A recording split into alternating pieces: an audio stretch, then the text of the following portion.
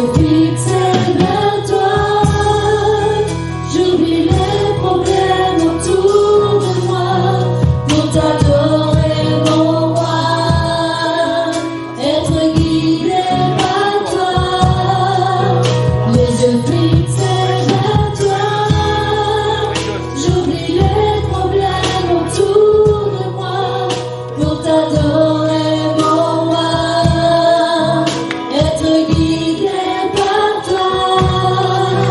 Les yeux fixés vers toi, j'oublie les problèmes autour de moi pour t'adorer mon roi, être guidé par toi. Je veux t'adorer, t'adorer, je veux t'adorer, t'adorer, je veux t'adorer, t'adorer, Seigneur t'adorer. Je veux t'adorer, t'adorer, je veux t'adorer, t'adorer, je veux t'adorer, t'adorer, Seigneur t'adorer.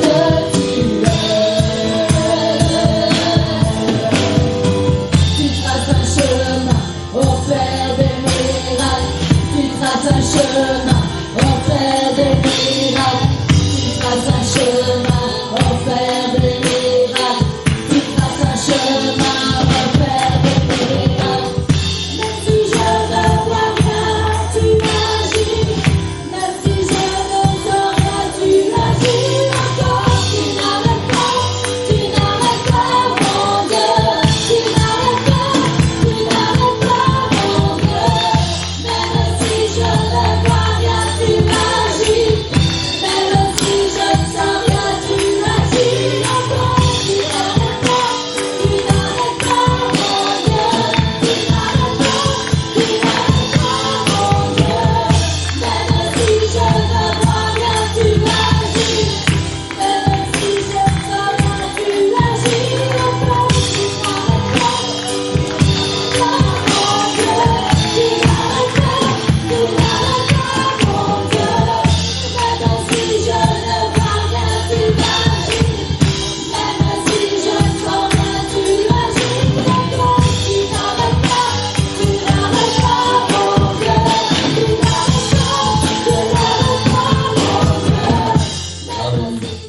bien, on va faire une lecture. Tous ceux qui ont leur Bible, vous pouvez ouvrir votre Bible. Dès que vous êtes prêts, vous pouvez vous lever dans l'évangile de Jean. On lit beaucoup dans l'évangile de Jean en ce moment. Évangile de Jean, au chapitre 5.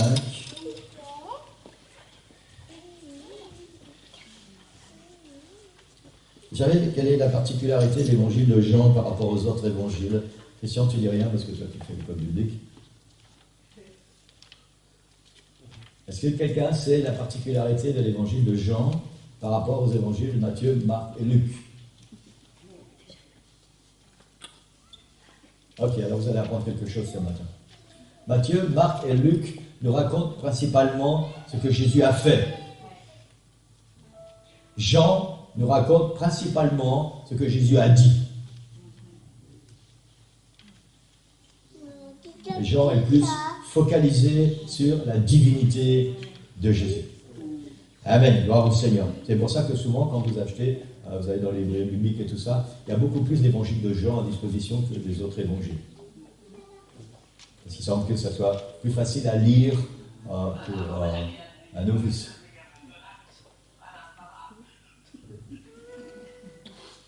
Voilà, donc c'est le moment, vérifiez, avant que je commence à prêcher, vérifiez que vous avez bien coupé votre GSM. Amen, c'est fait pour tout le monde? Sûr? Oui, amen. Amen, gloire au Seigneur. Amen, évangile de Jean, chapitre 5, et on va lire les versets 1 jusque 9. Après cela, il y eut une fête des Juifs, et Jésus monta à Jérusalem. Or, à Jérusalem, près de la porte des brebis, il y a une piscine qui s'appelle en hébreu Bethesda et qui a 5 portiques. Sous ces portiques étaient couchés en grand nombre des malades, des aveugles, des boiteux, des paralytiques qui attendaient le mouvement de l'eau, car un ange descendait de temps en temps dans la piscine et agitait l'eau. Et celui qui descendait le premier, après que l'eau avait été agitée, était guéri, quelle que soit sa maladie. Là se trouvait un homme malade depuis 38 ans. Jésus, l'ayant vu coucher, sachant qu'il était malade depuis longtemps, lui dit, « Veux-tu être guéri ?» Le malade lui répondit, « Seigneur, je n'ai personne pour me jeter dans la piscine quand l'eau est agitée. Et pendant que j'y vais, un autre descend avant moi. Lève-toi, lui dit Jésus, prends ton lit et marche. Aussitôt, cet homme fut guéri, il prit son lit et marcha. Amen. Seigneur, merci pour ta parole. Alléluia. Seigneur, cette parole, Seigneur, qui est la vérité pour nous, qui est le chemin que tu as préparé, Seigneur, vers toi pour chacun de nous. Seigneur, ouvre ta parole ce matin, ouvre ton serviteur, ouvre ton église, Seigneur, cette parole puissante, cette parole de vie, Seigneur, que nous devons entendre ce matin, et nous voulons qu'elle puisse changer nos cœurs, changer nos vies, toucher nos cœurs, Seigneur, et qu'elle puisse vraiment nous bénir comme tu as prévu de le faire avec ta parole. Seigneur, ouvre ce matin, ouvre, Seigneur Jésus, agis par ton esprit, agis par ta puissance. Dans le nom de Jésus, nous prions, et l'église dit Amen. Amen. Amen. Amen. Gloire au Seigneur. Alléluia. Vous pouvez prendre place. Alléluia. Alléluia. Gloire au Seigneur. Amen. Je ne vais rien dire parce que je pense que je ne vais pas être long, mais... Gloire au Seigneur. Amen. Amen. Amen. Amen. Gloire au Seigneur. La vérité, c'est que j'ai dû couper la prédication. Je devais prêcher avec aussi les versets qui suivent. Et ça sera certainement pour une autre fois. Amen. La Bible nous parle d'une fête. Et Jésus montait à Jérusalem pour une fête. Alors, ça c'est juste pour votre instruction, pour votre connaissance. Il semblerait que cette fête était la fête de commémoration de la délivrance du peuple juif lorsque Haman, du temps de la reine Esther, voulait détruire le peuple juif. Et pour ceux qui connaissent l'histoire, la reine Esther a prié, a jeûné, elle a demandé à tous les Juifs de prier, de jeûner pendant 3 jours sans manger, sans boire. Parce qu'elle devait aller voir le roi. Et il fallait absolument arranger cette affaire, parce que Esther, c'était la reine d'un pays non chrétien, non juif, mais elle était juive. Et son peuple, tout son peuple était menacé d'extinction. Et elle ne pouvait pas aller voir le roi, parce qu'à l'époque, personne ne pouvait aller dans la présence du roi sans y être invité. Et si quelqu'un osait aller quand même, il fallait que le roi prenne son sceptre et qu'il tombe son bâton. Alors, ça veut dire que je te fais grâce, tu peux venir dans ma présence. La Bible nous dit que la reine Esther n'avait pas été convoquée, c'était la reine, hein, et elle n'avait pas vu le roi depuis une éternité. Il faut savoir qu'à l'époque, les rois avaient tout un harem. Hein, et c'est pas parce qu'elle était reine qu'elle passait toutes ses nuits dans la chambre du roi. Et il y avait longtemps que le roi ne l'avait pas invitée. Elle a dit à tout ce peuple, priez, jeûnez pendant 3 jours, 3 nuits. Et elle s'est présentée devant le roi. Et la Bible dit que quand le roi a vu la reine Esther, il aimait cette femme. Donc elle a trouvé grâce tout de suite devant lui. Et son intervention, et le jeûne et la prière, ont permis que cet homme, Aman, ou Aman, ça dépend comment vous voulez prononcer, qui voulait détruire le peuple juif, c'est lui qui est mort. Il a été pendu au bois qu'il avait préparé pour pendre Mardochée. Et tout le peuple juif a été complètement délivré. Amen. Et il semblerait que cette fête, pour laquelle Jésus est aussi monté à Jérusalem, était une fête de commémoration. Donc le peuple se réjouissait au souvenir que, encore une fois, le Seigneur les avait libérés et les avait délivrés. Donc c'était vraiment une fête de réjouissance. Amen. Gloire au Seigneur. Et le récit nous dit que Jésus est monté à Jérusalem lors de cette fête. Mais la suite du récit nous fait voir et nous explique que Jésus n'est pas monté pour faire la fête. Il est monté à la fête, mais il n'est pas monté pour faire la fête. C'est un peu paradoxal parce que s'il y a une fête et que tu vas à la fête, souvent c'est pour faire la fête. Jésus est monté à la fête, mais il n'est pas monté pour faire la fête. Il est d'accord avec moi, c'est bien. Merci Seigneur. Jésus s'intéresse, quand il arrive à Jérusalem, au temple, Jésus s'intéresse à une porte qui s'appelle la porte des brebis. C'est par cette porte que l'on faisait entrer les brebis qui étaient destinées à être offertes en sacrifice. Toutes ces phrases, tous ces mots qui sont dans le texte que nous avons lu ont une importance. Jésus s'intéresse particulièrement à la porte des brebis, la porte par laquelle passent les brebis qui vont servir de sacrifice. Les sacrifices pour le pardon des péchés. On ne va pas étudier là-dessus ce matin, on n'a pas vraiment le temps, hein, mais nous savons que c'était des sacrifices pour le pardon des péchés. Quelque temps plus tard, Jésus va enseigner la foule. C'est toujours dans le même évangile, le chapitre 10, et Jésus va leur dire, je vous le dis en vérité, je suis la porte des brebis. Cette porte par où les brebis entrent et elles vont servir de sacrifice pour les péchés. Jésus dit, je suis la porte, je suis le chemin qui mène au pardon des péchés. Amen. Gloire au Seigneur. Il faut savoir que, pour ceux qui connaissent les évangiles et qui croient au Seigneur, Jésus n'a jamais rien fait par hasard. Et il continue à ne jamais rien faire par hasard. Tout ce que Jésus fait, il le fait avec un but bien précis. Amen. Ici, Jésus enseigne qu'il est le chemin, la porte par laquelle il faut passer pour le pardon de nos péchés. Il n'y a pas d'autre chemin, pas d'autre porte. Amen. Quelqu'un dit Amen. Amen. Alléluia. Mais Jésus est bien plus encore que la porte. Nous sommes dans cette porte des brebis où nous avons accès au pardon des péchés.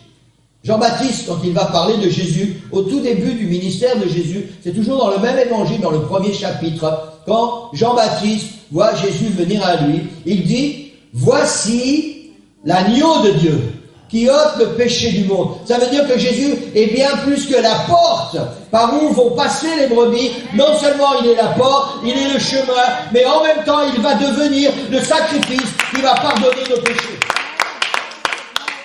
Et l'endroit que Jésus a choisi ce jour-là n'était pas par hasard, c'était tout à fait symbolique.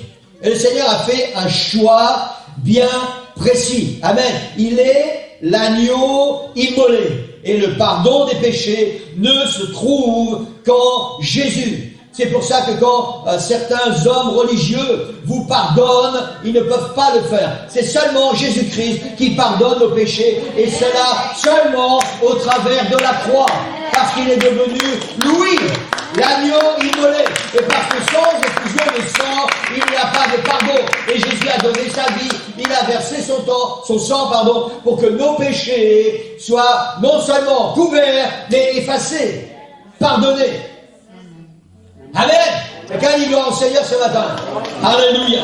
Alléluia. Je ne sais pas, peut-être vous pensez que vous êtes juste un petit pécheur. Je ne sais pas à quel stade vous vous situez ou vous pensez être.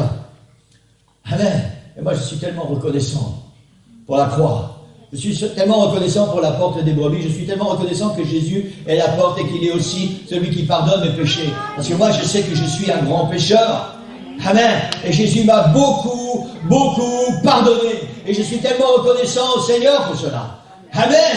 Alléluia. Gloire au Seigneur. Amen. Amen. Amen. Alléluia. Jésus va continuer de marcher. Il est passé par cette porte des brebis. Et Jésus va continuer de marcher et il va se diriger vers un endroit bien précis, tout près de cette porte. Jésus part en direction de la piscine de Bethesda. Il aurait pu continuer son chemin et faire comme il faisait régulièrement, entrer dans le temple et aller enseigner la foule. Ce jour-là, Jésus passe par la porte des brebis et il se dirige directement vers la piscine de Bethesda. Et la raison est celle-ci. C'est que ce jour-là, Jésus avait un rendez-vous particulier. Amen. Amen. Il aurait pu aller dans le temple, il aurait pu aller voir toute cette foule, et comme il faisait d'habitude, il aurait pu enseigner cette foule. Et aujourd'hui, Jésus avait un rendez-vous particulier, avec une personne en particulier, à la piscine de Bethesda. Amen. Exactement comme avec cette femme samaritaine, où la Bible dit que les Juifs ne passaient pas par la Samarie, parce que les Samaritains et les Juifs ne s'entendaient pas entre eux. Les Juifs ne passaient pas par la Samarie. Et la Bible dit que ce jour-là, il fallait que Jésus passe par la Samarie. Pourquoi il fallait? Parce que Jésus avait un rendez-vous particulier avec une femme samaritaine et il devait changer sa vie et changer la vie de toute cette famille. Jésus avait un rendez-vous particulier. Vous savez, c'est ça qui fait la différence. Jésus est le Seigneur du monde entier. Mais en même temps, il est notre Seigneur particulier. Il est le sauveur du monde entier. Il a donné sa vie sur la croix, la Bible dit pour le monde entier. Mais il a donné sa vie sur la croix pour moi et pour toi en particulier. Et nous ne devons jamais oublier ça. Partout, il y a la foule. Partout, il y a de nombreux chrétiens qui louent le nom du Seigneur, qui adorent le nom du Seigneur. Jésus a un rendez-vous particulier, tout le temps. Il a un rendez-vous particulier. Parce qu'il y a quelqu'un, il y a une sœur, il y a un frère, il y a un homme, une femme, un jeune, qui a besoin du Seigneur, d'une manière précise, d'une manière particulière. Et si c'est ton cas ce matin, le Seigneur est présent dans ce lieu, on l'a vu. Amen. Et le Seigneur, il est au milieu de nous. Mais le Seigneur, il a un rendez-vous particulier ce matin. Alléluia. Alléluia. Alléluia. Gloire au Seigneur. Amen. Si on ouvre nos cœurs, Église, ce matin, tu vas vraiment quitter ce lieu différent. Vraiment. Parce que Jésus a un rendez-vous particulier avec toi. Alléluia. Gloire au Seigneur. Amen. Tu dois croire ça. Avec tout ton cœur. Amen. Alléluia. Jésus va directement se diriger vers la piscine de Bethesda. Il faut savoir que la piscine de Bethesda n'était pas un endroit pour se détendre, ni un endroit qui donnait envie. On pourrait penser que voilà, c'est une piscine, et Jésus dit aux disciples, allez les gars, on met les maillots de bain et on va faire quelques longueurs. Hein. La piscine de Bethesda, c'était pas un endroit qui donnait envie d'aller. C'était un endroit particulier, où il se passait des choses particulières, et ces choses n'étaient pas des choses gaies. La Bible nous dit que autour de cette piscine de Bethesda, il y avait 5 portiques. Un portique, c'était un endroit couvert, tout était fait en pierre à l'époque, parfois avec des renforts en bois. C'était un endroit couvert qui était soutenu par des colonnes et qui avait une certaine superficie. Et cette piscine de Bethesda avait la particularité qu'il y avait 5 portiques. Donc il y avait énormément de place autour de cette piscine. Et la particularité de cette piscine, c'est ce que nous avons lu dans les versets tout à l'heure, sous ces portiques étaient couchés en grand nombre des malades, des aveugles, des boiteux et des paralytiques. Voilà pourquoi cette piscine n'était pas un endroit où les gens voulaient aller. C'était un endroit de misère, c'était un endroit de malheur. La Bible nous dit, en grand nombre étaient couchés des malades, des aveugles, des boiteux, des paralytiques. Cet endroit était tout, sauf un endroit touristique. Et pourtant, c'est là que Jésus se dirige. Parce qu'il a un rendez-vous particulier ce jour-là. Amen. Amen. La vue de tous ces gens malades n'était pas quelque chose d'agréable à voir. Amen. Et il est fort probable qu'il y avait une odeur pas très agréable. La plupart de ces gens étaient des infirmes qui certainement, qui certainement n'avaient pas une hygiène normale. Il n'y avait pas de sanitaire.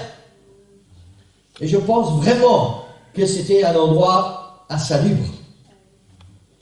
Bien que ce soit une piscine. Certains commentateurs chrétiens, j'ai cherché, je n'ai pas trouvé, mais certains commentateurs chrétiens disent il est possible qu'on y lavait les brebis avant de les amener au temple pour les sacrifier. Dans tous les cas, cet endroit n'était pas un endroit où on avait envie d'aller.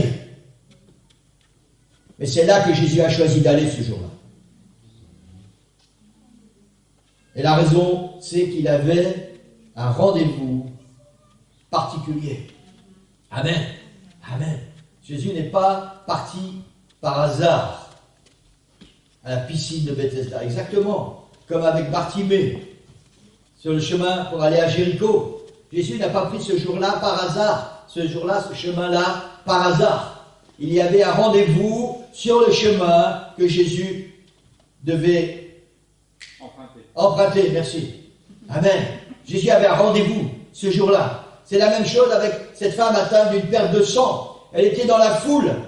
Mais Jésus avait un rendez-vous particulier avec cette femme ce jour-là. C'est la même chose avec cette Samaritaine dont nous venons de parler au puits de Jacob. Jésus avait un rendez-vous particulier avec cette femme. Partout où Jésus allait, même s'il y avait une foule autour de lui, il y avait un rendez-vous particulier avec Jésus. Amen. Parce que le Seigneur était venu pour sauver, pour guérir et pour donner la vie. Amen. C'était ce pourquoi le Seigneur est venu. La particularité de cette piscine était qu'un ange descendait de temps en temps dans la piscine et agitait l'eau. Alors il y a beaucoup d'agnostiques qui rient avec ça. Comment on peut savoir qu'il y a un ange qui descendait, qui agitait l'eau. La Bible le dit. Amen. Et nous croyons ce que la Bible dit. Et la particularité de cette piscine, c'est que de temps en temps, un ange descendait de temps en temps. Un ange descendait et agitait l'eau. Et celui qui descendait le premier dans l'eau, après que l'eau avait été agitée, était guéri. La Bible dit, quelle que fût sa maladie.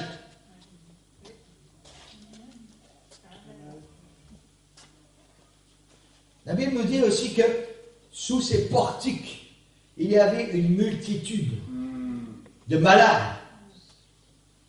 Énormément de gens qui attendaient quelque chose de spécial. Et seulement de temps en temps, peut-être c'était une fois par jour, peut-être c'était une fois par semaine, de temps en temps, un ange descendait agiter l'eau. Et le premier qui descendait était guéri. Il faut savoir que comme c'était juste de temps en temps, si tu sais qu'il va se passer quelque chose dans 10 minutes, pendant 10 minutes, tu vas être très concentré. Hein? Tu es sur le starting block, là, et pendant 10 minutes, voilà, premier qui démarre, on y va. Mais la personne ne savait quand l'ange allait venir la prochaine fois, agiter l'eau. Ça veut dire que l'attention était complètement relâchée. Et on entendait le bruit, l'ange venait agiter. Bon, c'était pas avec un petit doigt, certainement, c'est quelque chose qui était remarquable, ça se faisait remarquer. Et le temps que tout le monde réagisse, et le premier qui réagissait et qui allait le plus vite était guéri. Et tous les autres repartaient, ils se remettaient à leur place et devaient attendre à nouveau que l'ange revienne. Quand, on ne sait pas. Avec l'espoir que peut-être la prochaine fois, c'est moi. Et c'est à cet endroit précis que Jésus se rend. Et la Bible nous dit que là, il y avait énormément de gens qui étaient malades, toutes sortes de maladies. Et la Bible nous parle d'un homme en particulier. Là se trouvait un homme malade depuis 38 ans. Et vous savez quoi? Cet homme malade depuis 38 ans était le rendez-vous du jour de Jésus. Amen. Amen. Pas parce que Jésus ne voulait pas guérir toute cette foule, tous ces gens qui étaient malades. Non, mais ce jour-là, Jésus avait un rendez-vous spécial, particulier. Et cet homme malade depuis 38 ans était le rendez-vous de Jésus. Quelqu'un ici ce matin est aujourd'hui le rendez-vous de Jésus. Tu es le rendez-vous de Jésus. Amen. Et tu n'es pas ici par hasard ce matin. Il a préparé quelque chose pour toi et pour ta vie. Amen. Il faut que tu le crois avec tout ton cœur. Amen. La particularité des rendez-vous de Jésus, c'est que Jésus savait avec qui il avait rendez-vous. Mais ceux qui avaient rendez-vous avec Jésus ne savaient pas qu'ils avaient rendez-vous avec Jésus. C'est juste. Amen. Zachée, avant qu'il voie Jésus, ne savait pas qu'il avait rendez-vous avec Jésus. Cette femme samaritaine, elle ne savait pas qu'elle aurait rendez-vous avec Jésus. Tous ceux que Jésus a rencontrés avec qui il avait rendez-vous, lui savait, mais eux ou elle ne savaient pas. Et cet homme, Jésus avait rendez-vous avec lui, mais cet homme ne savait pas qu'il avait un rendez-vous particulier avec Jésus. Il ne savait même pas qui était Jésus. C'est ce que la Bible dit. Il ne savait même pas. Parce que quand il a rencontré les Juifs, après qu'il a été guéri, on va y arriver. Et les Juifs lui ont demandé, qui t'a guéri? Je ne sais pas.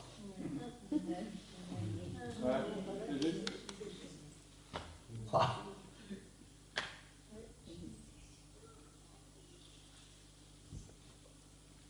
Je ne suis pas là ce matin pour commenter l'histoire de la Bible que nous connaissons tous.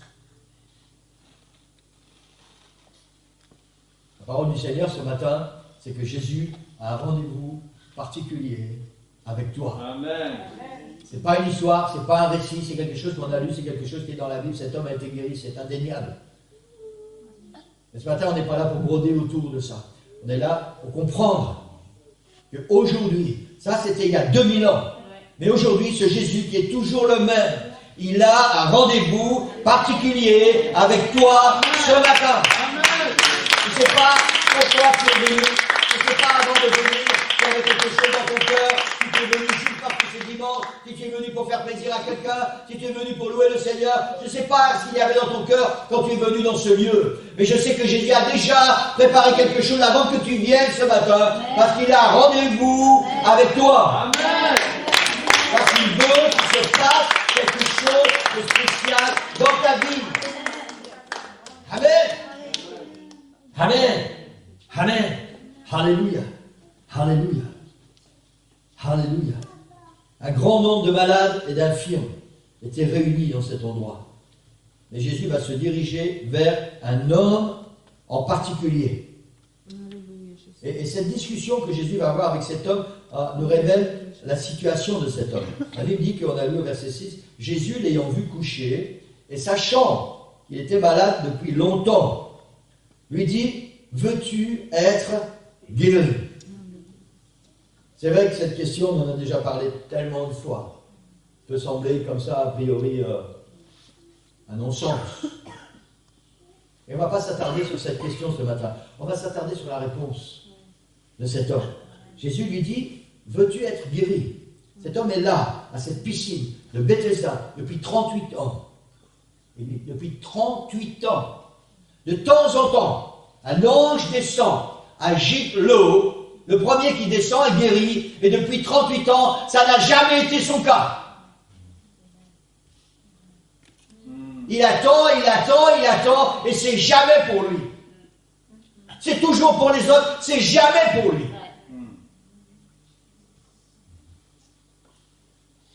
Le malade lui répondit, Seigneur, voilà la réalité de ma vie.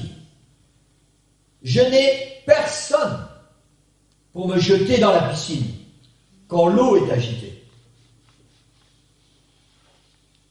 Et quand j'y vais, il devait se traîner puisqu'il était infirme. Un autre descend avant moi. Seigneur, ça, c'est la réalité de ma vie. Et tu me demandes, est-ce que je vais être guéri? Ça fait 38 ans que je suis ici et je n'ai personne pour m'aider et je n'ai aucune chance d'être guéri.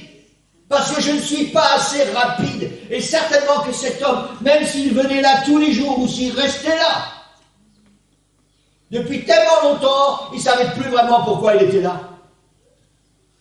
Parce qu'il savait, il était persuadé au fond de son cœur que lui, il n'avait aucune chance. Il y a toujours quelqu'un qui était plus rapide que lui. Et cette personne était guérie. Et elle repartait guérie. Et lui, il est resté là tout le temps, avec sa maladie, avec son infirmité. Et c'est ce qu'il dit à Jésus. Jésus lui dit, veux-tu être guéri? Peut-être quelqu'un va trouver cette question ironique ce matin. Seigneur, depuis 38 ans, je suis ici. Je n'ai personne pour m'aider. Et ma situation physique ne me permet pas de courir. Alors il y a toujours quelqu'un de plus rapide que moi qui va prendre la bénédiction. C'est ce que cet homme explique à Jésus. Maintenant, il n'avait pas besoin d'expliquer, Jésus le savait très bien. Mais il fallait que ça sorte de son cœur. Il fallait que ça sorte de son cœur. Amen. Amen. Alléluia. C'est peut-être ce qui se passe ce matin dans l'esprit et le cœur de quelqu'un ici dans ce lieu. Vous savez, il y a des situations dans nos vies, nous savons qu'elles ne sont pas normales. Ça peut être une maladie physique, ça peut être une maladie morale, ça peut être une maladie mentale, ça peut être un cœur blessé, brisé, ça peut être quelque chose qu'on traîne du passé depuis tellement longtemps, et on sait qu'il faut qu'on soit guéri, et on est avec ça depuis tellement longtemps.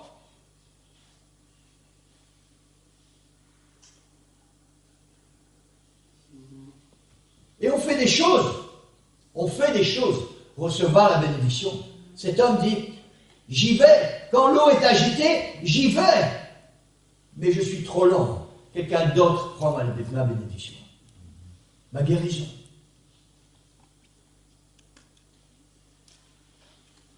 Et le Seigneur parle à quelqu'un ce matin. Si c'est ce qui se passe dans ton cœur, alors c'est toi le rendez-vous de Jésus ce matin. Alléluia. Alléluia. Le Seigneur ne va pas se contenter avec toi ce matin juste d'envoyer un ange qui va agiter la piscine. Le Seigneur sait que tu as besoin d'autre chose. Tu as besoin que Louis vienne intervenir directement dans ton cœur et dans ta vie. C'est pour ça que le Seigneur avait ce rendez-vous ce matin. Amen. Plus tard, il dira à cet homme, quand cet homme a été guéri, il lui dira, va et ne pêche plus. C'est pas par hasard que Jésus est arrivé par la porte des brebis. C'est pas par hasard que Jésus a dit, je suis la porte des brebis et je suis l'agneau pour le pardon des péchés. Quand cet homme a été guéri, Jésus va lui dire, va maintenant, mais ne pêche plus. Il y a tout un symbole là-dedans. Amen. Alléluia. Quelqu'un ici ce matin doit savoir, tu es le rendez-vous de Jésus.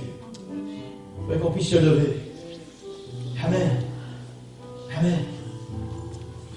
Peut-être que tu cherches une guérison, quelle qu'elle soit, une délivrance, une bénédiction, depuis tellement longtemps. Il faudrait qu'on puisse fermer nos yeux.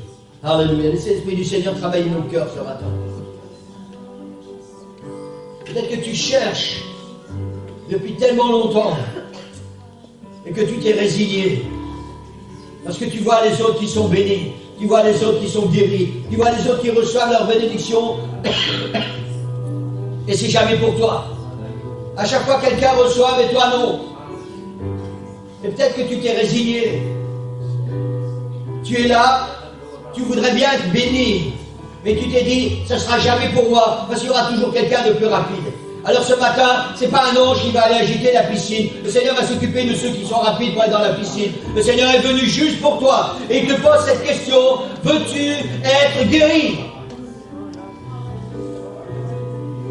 Et après que cet homme a confessé à Jésus sa situation, Jésus lui dit, lève-toi, prends ton lit et marche.